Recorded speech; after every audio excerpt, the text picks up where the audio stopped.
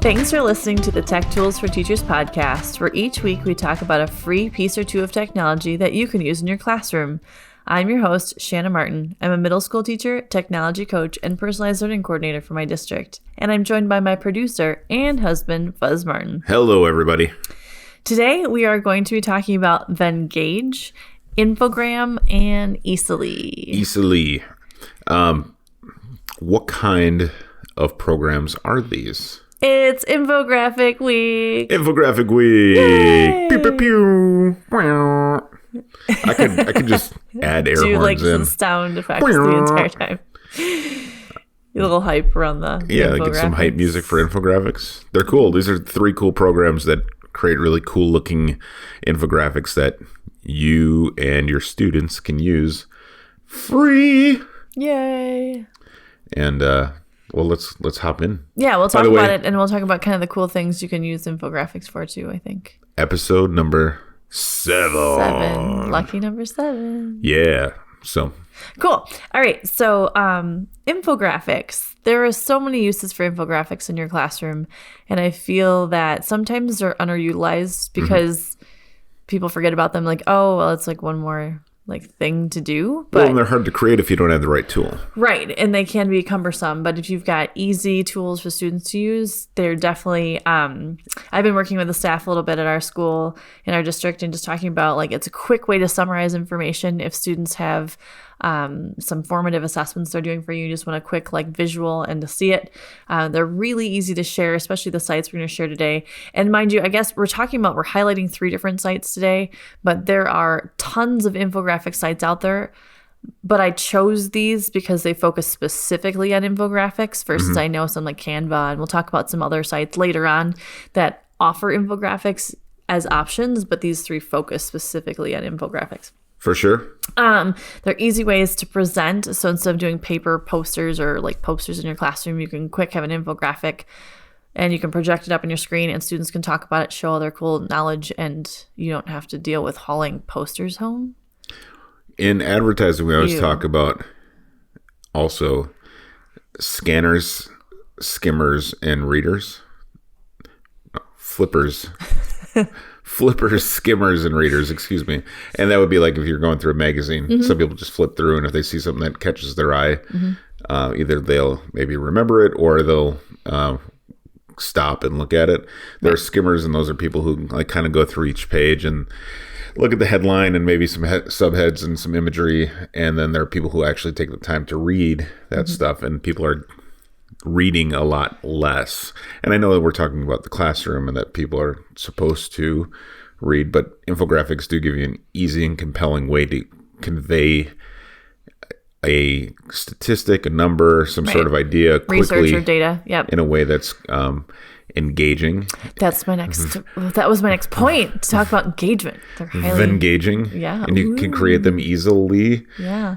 With lots of infographics. That's just bad. Okay. But yes, I was going to talk about high student engagement when creating infographics and then sharing with one another. And as you just pointed out, they're used outside of the school setting. So students that are familiar in social media and things like that, they can create things in school that they see outside of school. So it's not so we only will do this in the classroom ever. It can relate to real life stuff. On that note, VENNGAGE is our first website today. VENNGAGE, VENNGAGE.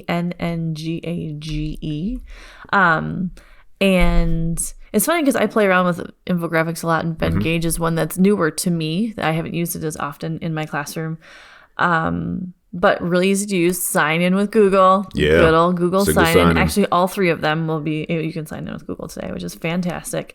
And then what I thought was neat about VENNGAGE, when you log in, it gives you what style of templates you want to look at. So instead of having, you will get 2,000 templates to pick from, but you kind of pick your top 3 styles, and then they kind of sort from there for you. Versus here's just 18,000 things. It depends on what you don't know what you're looking for. Right. So I just thought that was kind of cool. And then when you sign in, you can open up your account, go to your little dashboard, and then start creating a new one. And there's kind of cool things in there. They have a branding kit where you can click on the star.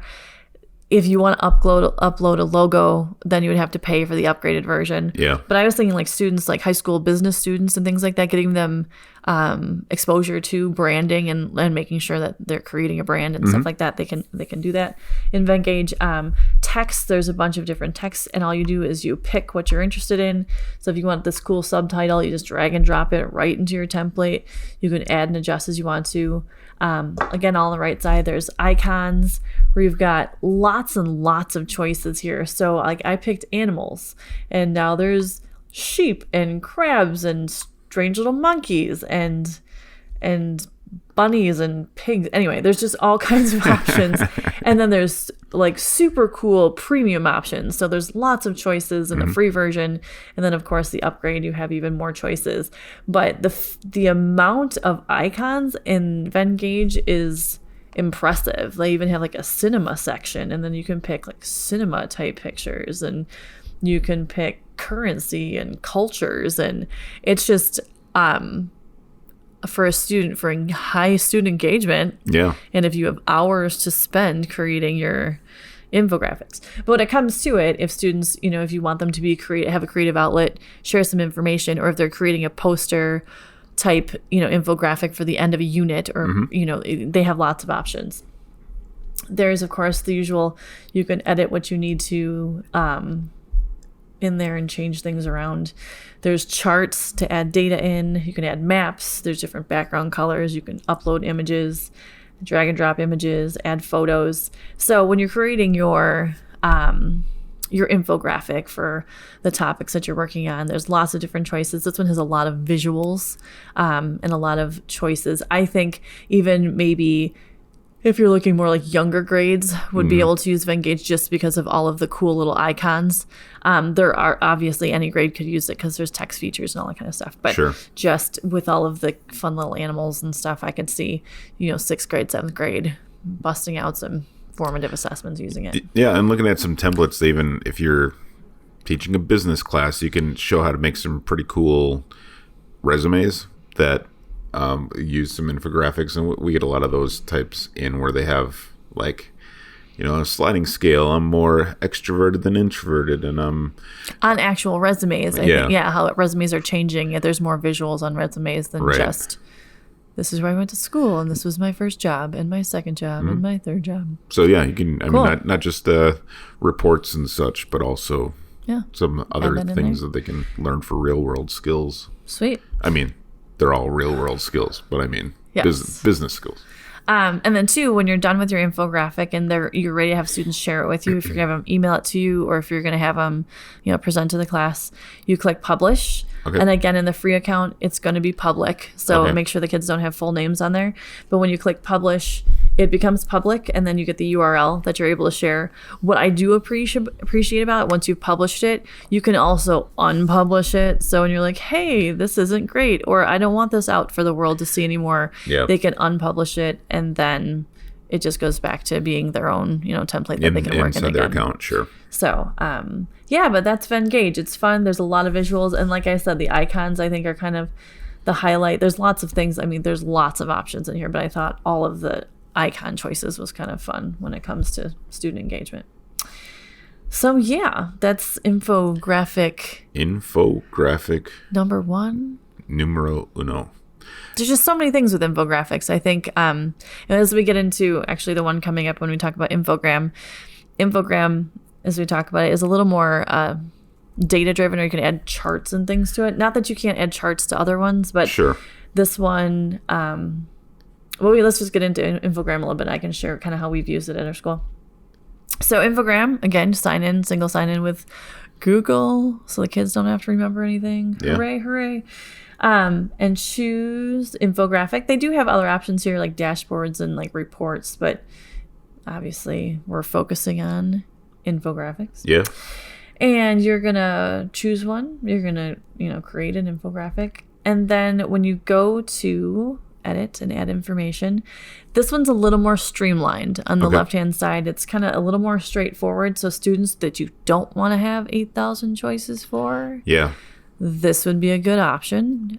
Just because some of our students, if you've got 18,000 monkeys and bananas and pigs, it might be a little overwhelming, time consuming, maybe in class. So again, Infogram a little more straightforward. And our science teacher used it he was doing a project on climate change, and he wanted students pulling statistics and specific data from articles and then proving or disproving. They were able to argue whichever side they wanted to. But Infogram worked really well because there's really clean charts for like bar graphs and columns. And if you click on the little chart icon on the right hand side, you can pick there's stacked, there's grouped columns, and then they've got pie charts, and there's multiple axis charts, and there's area and scatter plots and bubble plots. There's just so many options when it comes to proving and sharing data.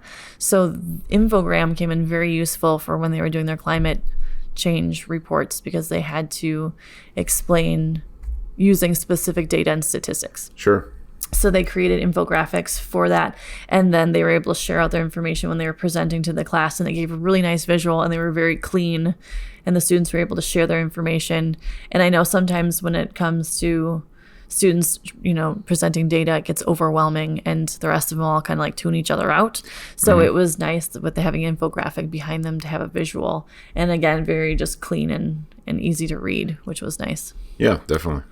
And for this one too, you've got your public in there. You can share with the URL, same as a VENNGAGE, where you're able to share your URL when it's public. In order for it to become private, you have to upgrade that.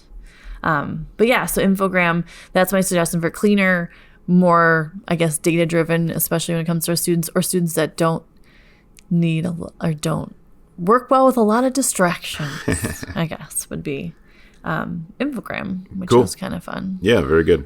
It looks like a easy to use tool. I like the fact that you can click the edit data button and go and right. So you can like click on you got your pie chart in there, and then you can go through and adjust everything on the left hand side, adjust your settings to it, and then on the right hand side, adjust all of your data. So it actually, you can change your numbers and change everything in there. So left hand side, get what you want to work in, and then right hand side, you can edit the data and all your graphs and charts and stuff. So excellent.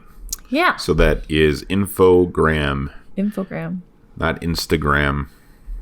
But you could put some cool infographics on Instagram. Using Infogram. What? Whoa. It's like Dr. Seuss of infographics. Yes.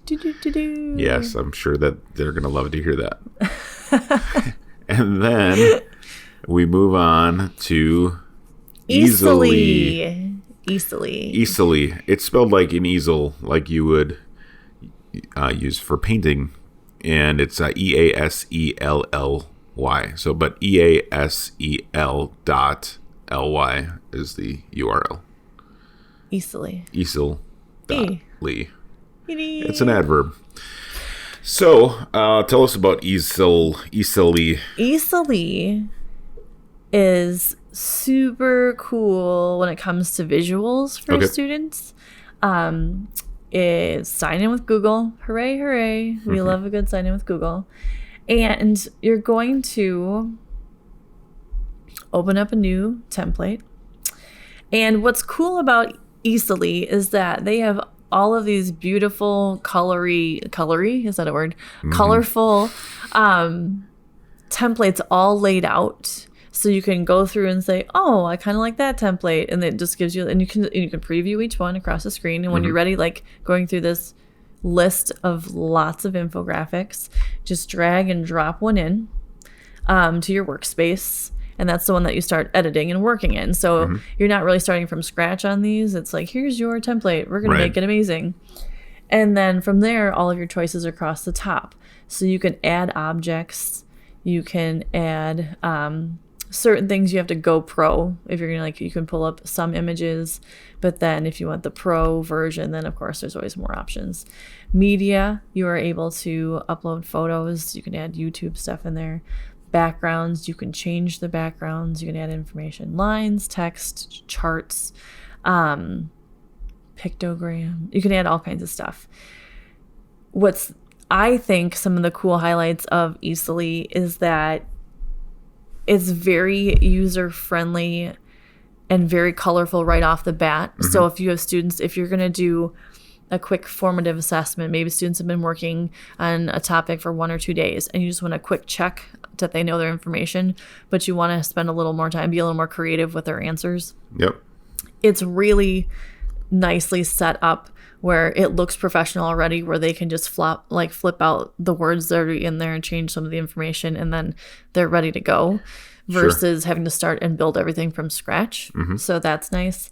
Also, your options across the very top, like above your workspace, it says download. You can PDF print them, you can export your work, but you can share, you can invite friends to edit your work if you'd like to. Group projects. Share by email. And then you can resize them, which is cool. So you can click letter and it automatically resizes them on your screen. From you're switching from like letter to like executive to tabloid. And they switch out on your screen so you can physically see how your infographic would change when it comes to the different sizes, which you can't see in all of them. Usually it's a really nice visual that you get. And then also what's cool is when you go into it, you can click present and it gives you a full screen of your infographic. So if you're going to swap out and use an infographic instead of having a poster for a student project or a student presentation, you just click present and it's already there on their screen. So you don't have to do a lot of finagling with things and put it in a different program or whatever. Correct. So, I mean, they can always share the URL with you and like drop it in your Google Classroom or something, but also you can just click present and then you have your infographic on the screen. So that's really nice. So I just think it's really easy to use. It's very user-friendly and it's really colorful and engaging. And I think there's so many different uses between math and science. And I've used it social studies class and some of our like economy classes and stuff, just quick sharing information and highly engaging when they're doing it. Yeah, I think the fact that you could just put it together so quickly with this one, thanks to the templates that you just open and then edit the info that and make getting projects, you'd think help the students get projects done more quickly or... Well, not even using it for projects, but like everyday assignments, if you're going to just do a quick check on information, you want your students engaged, share it, or even sharing it with one another. And they can also like print the visuals if they want to go like pass it out or share information if they're doing something like that too. They can do that if they choose to. So great. Yeah. Yay for infographics. Yay for infographics. Yeah, this is when we first were talking about doing this episode, I was like, well, what about this one and that one, and but the like Canva and like we talked about earlier, Canva and like Adobe Spark and some of those others, they're not as like you have to actually go and create the graphics, whereas these we use them like they have different purposes if you're going to go in and take the time sometimes, but these are just super quick ways, like instant infographic and then share it out with 18 of your friends and you all have learned something new in the last 20 minutes of class. Yeah, definitely. So just a quick way to focus information and make it super engaging and kind of bring in the rest of the world into, the classroom. Perfect. Hooray. Well, there you go. We hope you learned something today on the Tech Tools for Teachers podcast. Yeah, and now you can go create your own infographics. Boom. And be informed. Well, thanks for tuning in. This has been the Tech Tools for Teachers podcast. If you ever have any questions, you can find me on Twitter at SmartInWI. And if you want to get more information on the links to the technology discussed on this episode, visit smartinwi.com. New episodes each week. Thanks for listening. Go educate and innovate. The ideas and opinions expressed in this podcast and the Smart NWI website are those of the author, Shanna Martin, and not of her employer. Prior to using any of the technologies discussed in this podcast, please consult with your employer regulations. This podcast offers no guarantee that these tools will work for you as described, but we hope they do. We will talk to you again very soon. Thanks for listening to the Tech Tools for Teachers podcast.